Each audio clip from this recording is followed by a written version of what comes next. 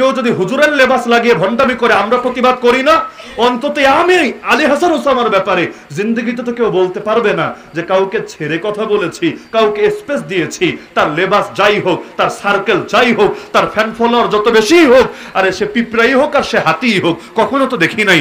আমরা তো অন্যদের বিরুদ্ধেও প্রতিবাদ করি, নিজেদের বিরুদ্ধেও প্রতিবাদ করি, ভুল ভুলই। আরে যদি ভুলের বিরুদ্ধে বলতে গিয়ে বাপের বিরুদ্ধে বলা লাগে তাও বলতে রাজি হচ্ছে। ফরিদপুরে একটা ঘটনা ঘটে গেল, আমাদের ওই ধর্মের কেউ এটার বিরুদ্ধে বিবৃতি দিয়েছে।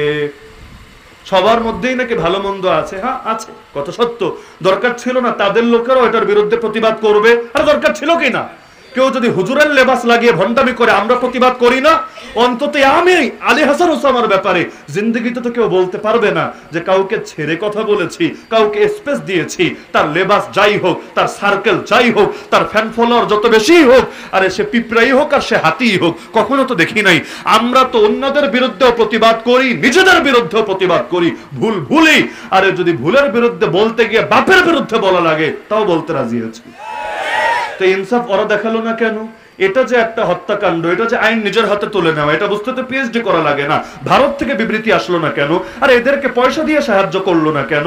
কারণ সেই মা কেঁদে কেঁদে বলছে, আল্লাহ আমার একটা ছেলে যদি বেঁচে থাকতো তাও তো আমাকে মা বলে ডাকতে পারতো, আমার দুটো পুত্রকে কেড়ে নিল, আমার তো কিছুই রাখে নাই, কে আমাকে আর মা বলে ডাকবে? তো পয়সা দিলে তো আর প্রাণের বিনিময় হয় না, তবুও এই অসহায় নারীটাকে সাহায্য করা দরকার ছিল না, করেছে। করার কোনো গরজ অনুভব করেছে? উল্টো ফেসবুকে নজর দেন, দেখেন উল্টো উল্লাস করছে, বুনো উল্লাস যে একটা কাজের কাজ নাকি হয়েছে। নাউযুবিল্লাহ মিন যালিক। তার মানে ভুলের পক্ষে ওরা একজন আরেকজনকে সাপোর্ট দেয়, আর হকের লাইনও আমরা একজন আরেকজনকে সাপোর্ট দিতে পারি না। আজকে দুনিয়া দেখলে মনে হয় সবাই মামুনুল হক সাহেবের পক্ষের লোক, বিপক্ষে কেউ নেই। দেখলে এমন মনে হয় আর জেলে যাওয়ার আগের দিন পর্যন্ত একদল তারে গালি দেয় নাই, তাকে সাউন্ড গ্রেনেড বলে টিটকারি মারে নাই, তিনি যে হুঙ্কার গুলো ছড়েছেন এই হুঙ্কার গুলোর কারণে তাকে নিয়ে বিদ্রুপ করে নাই। আজকে আফসোস করে আমাদের যদি একটা কণ্ঠ থাকতো, এক কণ্ঠের সঙ্গে তাল মিলিয়ে দেশে কোটি কণ্ঠ জেগে উঠতো, আর এক একটা জাগরণ তৈরি হতো। প্রতিটা ইস্যু আসে, বান্দর তত্ত্ব আসলো, ট্রান্সজেন্ডারবাদ আসলো, অবশেষে গিয়ে ফরিদপুরের পঞ্চপল্লীর ঘটনা আসলো, পুরো দেশ আফসোস করেছে। আজকে যদি হায় সে সাউন্ড গ্রেনেড হুজুরটা থাকতো, বাংলাদেশের চিত্রটাই ভিন্ন কিছু হতো। তো গালি তো বহুত দিতে পারলা, বিকল্প তো তৈরি করতে পারলা না, তো কি দরকার ছিল গালি দেওয়া? আগামী দিনে আসুক, বিশ্বাস করেন, লিখে রাখেন, তখনও দেখবেন একদল নিয়মিত গালি দিচ্ছে। গালিবাজদের কাজ গালি দেওয়া, যদিও কোনোদিন এর বিকল্প এনে দেখাতে পারে না।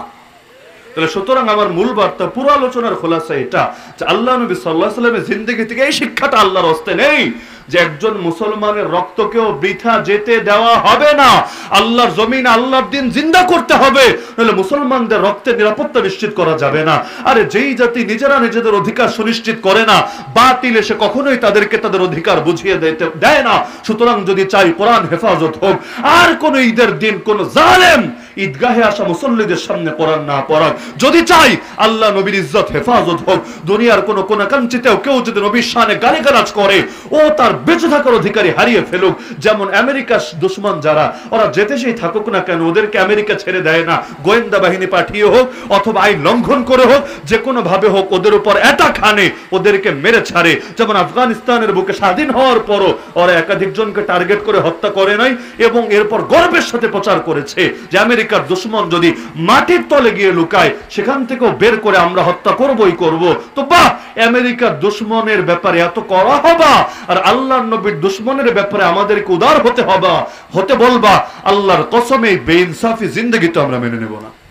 তো মাজলুমের চোখের পানি মোছার জন্য, আলেম ওলামার ইজ্জত ফেরানোর জন্য, আল্লাহর জমিনে আল্লাহর দ্বীনকে জিন্দা করার জন্য, এমনকি মসজিদ, মাদ্রাসা, মার্কাজ, খানকাহে নিরাপত্তার জন্য আল্লাহর জমিনে আল্লাহর দ্বীনকে জিন্দা করতে হবেই হবে।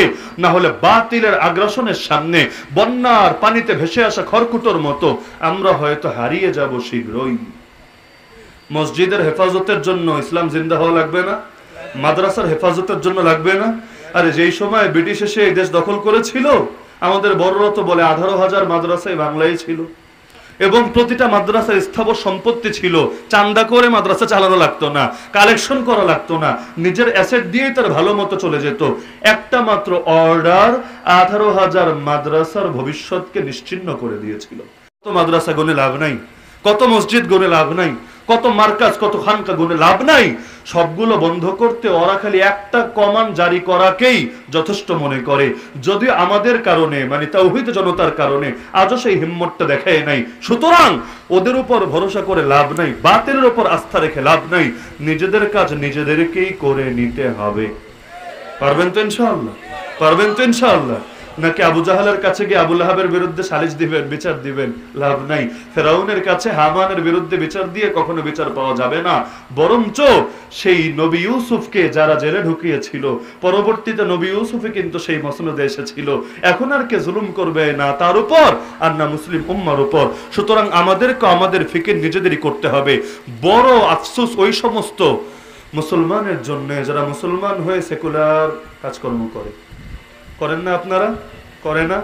বাংলাদেশের অধিকাংশ মুসলমান সেকুলার রাজনীতির সাথে জড়িত না, মুসলমানরাই তো চালায়। এগুলোকে কাফের মুশরিকরা চালায় নাকি? এরা কোন মুখ নিয়ে হাজির হবে আল্লাহর সামনে? হ্যাঁ, প্রচলিত দলগুলোর কি হুকুম না হুকুম ওদিকে আমি যাচ্ছি না, কিন্তু সেকুলার রাজনীতিকে দুনিয়ার কোনো মৌলবী হালাল বলে ফতোয়া দিতে পারবে না। ওই কাজটাই করে আর দিন শেষে এসে ভাবে মরতে দেরি, জান্নাতে যেতে দেরি না। তা আল্লাহ নবীর সিরাতের আলোকে একটা বার্তা আমি রেখে গেলাম যে মুসলমানদের রক্তের নিরাপত্তা নিশ্চিত করার জন্য আমাদেরকে জাগতে হবে, সব ভেদাভেদ ভুলে মৌলিক কিছু বিষয় ঐক্যবদ্ধ হতে হবে, আল্লাহর জমিন আল্লাহর দ্বীনকে জিন্দা করতে হবে। তবেই ইনশাআল্লাহ আগামীর পৃথিবী সুন্দর হবে। আল্লাহ তাআলা আমাদের সবাইকে তৌফিক দান করুন। আল্লাহ তাআলা সিরাত মাহফিল কমিটিকে কবুল করুন। আগামী তর বৃহৎ পরিসরে সুন্দরভাবে এই মাহফিলের আয়োজন সম্পন্ন করার তৌফিক দান করুন। আমিন।